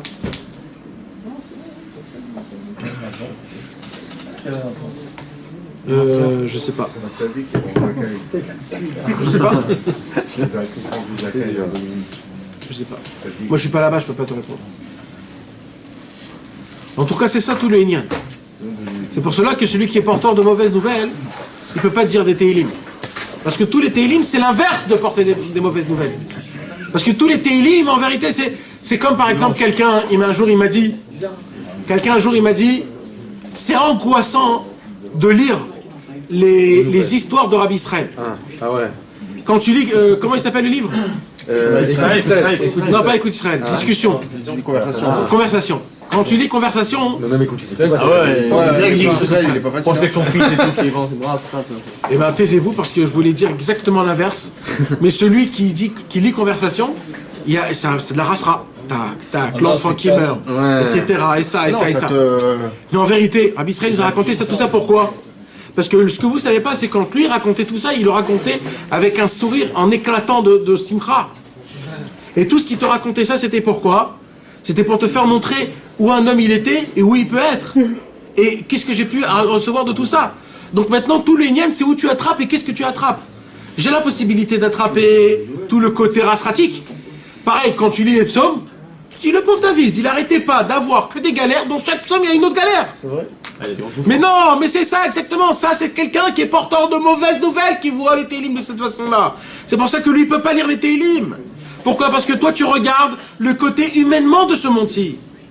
Mais quand tu regardes le côté Torah tzaddik de ce monde-ci, alors là oui tu as la possibilité de lire les télim parce que tu vois que malgré le mal, lui il était que dans le bien, avec dans le mal, que le mal n'existait pas chez lui, qu'il n'y avait que le bien, même en plein milieu du mal. Et pareil, tu vois que Rabbi Israël c'était la même chose, et tu vois que Rabbeinu c'était la même chose, et tu vois que tous les tzadikim, il y a plein de tzadikim d'il y a 600, 700, 800 ans, qui ont écrit des livres. Et dans l'Akdama du livre, quand tu lis leur Akdama, ils te racontent comment ils ont écrit ce livre. Quand tu lis comment ils ont écrit ce livre, tu te dis mais comment il a pu écrire un livre aussi compliqué de halakha, etc., en plein milieu qu'il était emporté dans les camps en Espagne, rejeté avec la Portugal à l'époque, là-bas, à l'époque de, comment ça s'appelle, l'Inquisition, et il te raconte comment ils lui ont pris sa femme et ses enfants, et qu'il était lépreux, et qu'il s'est caché là, etc., etc. Il y a des livres qui ont été écrits, et un homme qui s'est caché pendant 6 ans sous un... Comment ça s'appelle? Sous terre. Un bunker. Dans un bunker à la Shoah, il avait rien du tout. Il avait juste de quoi écrire, Et il a écrit un livre en entier sous un bunker. Quand tu lis son histoire, comment il a tout écrit, et tu vois le livre qu'il a écrit, un livre qui est rempli de Torah, de Maré Mekomot, comment il savait tout ça par cœur, comme c'est qu'il avait tous les livres, et qu'il a dit ça c'est écrit comme ça, il te dit ça c'est écrit comme ça, il a rapporté au moins là-bas 150 livres, et il te dit tout exactement comment c'est écrit, il dit même les mots, comment il a été écrit, et tout ça quand il était 6 ans sous un bunker, personne, il est jamais sorti pendant 6 ans du bunker. Jamais sorti. On lui donnait du manger en bas, il se faufilait, lui était caché en bas, c'était un rave. Il a écrit comme ça les livres, tu dis mais comment ils ont pu écrire des trucs comme ça? Comment ils avaient la tête de penser des choses comme ça? C'est parce qu'eux, ils n'étaient pas dans cette galère que toi, quand tu lis, tu ressens cette galère-là. Eux, ils s'étaient surpassés de ça. Bah, limite, ils étaient contents alors. Oui, oui. Parce qu'ils atteignaient un niveau de Gilouï Hachem dans un endroit pareil. C'est le secret de Hayé. Hayé, c'est quoi? C'est de découvrir Akadosh Baruch Hu dans le plus profond du doute. Si Akadosh Baruch Hu, il est là ou pas. Et c'est là-bas d'Afka qu'on a besoin de découvrir Akadosh Baruch Hu. Et c'est ça le Inyan. C'est pour cela que quelqu'un qui est porteur de mauvaises nouvelles, il donne une force au mal. Donc lui, il peut pas dire des Télim parce que ce qu'il va voir dans les Télim, c'est le mal qui s'est passé à David Ameler. C'est du niveau du sadique, ça. Quoi? Bah ça, le fait de se détacher comme ça, d'une situation comme ça. Non. La première chose à faire de ça, c'est d'y croire que le mal n'existe pas. Non mais d'accord, mais là on est dans un chaos total. C'est pas carrément le mal. Alors déjà, de base, on n'a pas une assez grande émouna que Bémet c'est le chaos total. Ouais, mais là, t'es en train de... Si ce serait le chaos total, on n'aurait pas une figure comme on a aujourd'hui. Aujourd'hui, on se réveille, on est détente, on est avec notre femme, nos enfants, on est là, on sort ce soir, etc. C'est pas le chaos total. Non, je parle dans le cas que t'as dit. Ah, d'accord. Alors Bémet, oui, c'est pour ça. C'est pour ça que c'était des tzadikim. Voilà, on peut pas. C'est du niveau du tzadikim. Mais aujourd'hui, ah, aujourd'hui, oui. Normalement, c'est comme à l'époque, en vérité, spirituellement. Ouais. Spirituellement, c'est comme le bunker. Ouais. Spirituellement, t'es dans une mare de Allemands, comment on appelle ça, de nazis qui sont autour de toi et qui veulent tous te tuer spirituellement. Chaque publicité, chaque photo, chaque émission. Non mais t'as le choix là. Hein? Ici maintenant t'as le choix. Non, pas tellement, hein. Pas tellement. Mais non, mais t'es Pas tellement, même si tu veux faire Shmirat Hainaim, même par terre et des études. Dans le désert, tu peux, t'es libre. On te demande pas de C'est les nazis, ils t'ont pas laissé libre quoi. Ok. Là t'es libre, tu peux t'enfermer dans une ville paumée et faire ta Avodat Hashem. Ok. Pas vraiment. Mais là, tu mets une claque à notre façon de penser, en vérité. Non, si tu veux vraiment Tout le kiffer. monde, je connais pas une personne qui connaît pas... Ouais, j'ai une galère. Les nazis aussi. C'est quoi? Hitler a laissé les frontières ouvertes pendant des années. pense mal, quoi. Jusqu'au jour où il a dit stop, je vais fermer les frontières. C'est pas qu'on pense mal, on pense Avant ça, il a dit vous pouvez partir. En fait, on crée pas, c'est pas nous qui créons notre monde. On crée notre monde. Ah, mais on pense ça comme ça, ouais. T'as faim? Aujourd'hui, On laisse le monde penser pour nous. On laisse tes copains, tes amis, les émissions, le banquier, ton travail penser pour toi. Ça oui. J'adore quand il rabaissait le dernier ministère. Ceux qui disent non, ça va être horrible, ils sont partis. Ils sont restés. Mais bon, c'est pas. C'est l'occasion de dire qu'après tu prends moins ta dignité. Là, tu nous as expliqué par l'inverse en disant que les mauvaises. Mais là, il dit les bonnes nouvelles. Parle-nous des bonnes nouvelles alors. C'est pareil. T'as dit que les mauvaises. Mais là, alors les bonnes nouvelles. Qu'est-ce qui se passe? Quand un homme maintenant, il arrive à prendre la mauvaise nouvelle en disant des bonnes nouvelles, comme on a dit dans la Gemara. Mais pas sans mauvaise nouvelle, que la bonne nouvelle. Il y a des bonnes nouvelles aussi. Oui. Sans mauvaise nouvelle. Non, mais parce que le problème, c'est que c'est plus dur quand c'est des mauvaises nouvelles. C'est sûr. Il faut transformer la mauvaise nouvelle. C'est ça, c'est pour ça qu'il faut être toujours porteur de bonnes nouvelles. Parce que celui qui est porteur de bonnes nouvelles, il donne de la vie, de la lumière dans la vie d'un homme. Même une petite. Celui qui est porteur d'une bonne nouvelle, il aura la force de dire des Teilim. Pourquoi? Parce que tout le Inyan des Teilim, c'est de voir que le bien, même dans le mal. Donc ça veut dire quoi? Ça veut dire qu'il y aura plus de force de pouvoir voir le monde d'une bonne façon dans tous les cas. Parce que pourquoi j'ai expliqué ça? Pourquoi je dis ça? Parce que de base, je dis qu'il n'y a ni une bonne nouvelle, ni une mauvaise nouvelle. C'est ça ce que je dis de base. Non, il n'y a rien. Ah, il n'y a rien. C'est moi qui choisis le Inyan. C'est ça de base que je veux dire, tu comprends? C'est moi qui donne c'est quoi une bonne nouvelle, c'est quoi une mauvaise nouvelle en vérité. Mais pour tout. Tu comprends? Même si, par exemple, tu as gagné, on va dire, le loto, on va dire que tu as gagné 10 millions. Même si tu as gagné 10 millions. Il y aura toujours un imbécile qui va dire, tu sais, il y avait aussi le 100 millions, hein, tu l'as raté le 100 millions. Mais ben il y a des gens qui disent purée, les 100 millions. Mais ben c'est comme ça.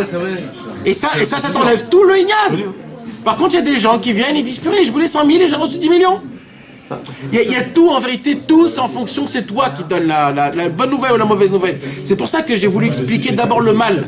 C'est pour savoir que dans tous les cas, c'est toi qui décris c'est quoi une bonne nouvelle et une mauvaise nouvelle. Donc, rectifie toute nouvelle en bonne nouvelle pour que tu puisses découvrir c'est quoi le livre des Teilim. Comprenez mes amis? C'est pour cela que quand quelqu'un il est malade, qu'est-ce qu'on fait tout de suite? On lit les Teilim. Pourquoi? C'est la prochaine Sikha. Parce que c'est qui t'a donné une mauvaise nouvelle? C'est le docteur. Le docteur il peut pas lire des Teilim pour toi parce qu'il a donné une mauvaise nouvelle. Donc toi, pour qu'il y ait des bonnes nouvelles, tu vas lire des Teilim pour que la bonne nouvelle elle sorte tout le temps. Les docteurs ils peuvent pas lire les Teilim. Non, jamais. Des fois, ils ont des bonnes nouvelles, docteur. Vous avez rien, monsieur. Ouais, vous avez rien, mais revenez dans 6 mois, on voudra faire quand même quelque chose. Je vais vous donner. C'est la carte vitale. Tu l'as vu, la nature ce soir. Le début. Oui. La biotique. Non, la prochaine, la 80. Ah là, c'est fini. C'est celle en vérité. Grâce aux nouvelles, on peut citer Antoine avec plus de ferveur. Ça, c'est la cifre. Ça, je disais. T'as vu qu'on a fait une lettre, plus qu'une heure? J'ai mis le contrat, je savais. On peut faire les autres. On a été rassasié d'une seule? Donc il ne faut jamais rater l'occasion de dire une bonne nouvelle aussi. Il ne faut pas rater. Ah, il faut pas rater. Il faut pas rater, les amis. Celui qui peut sauter à dire des bonnes nouvelles à tout le monde, ça vaut la peine pour donner de la force à lire les Teilim. Ah. Oh, vas-y. Alors, ça, c'est une mauvaise nouvelle, ça. Voilà, compris.